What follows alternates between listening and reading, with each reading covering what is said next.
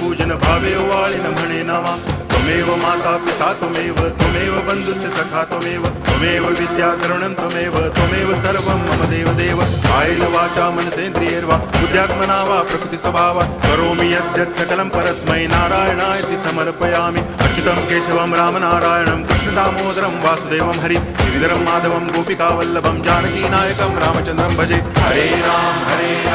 Ram Ram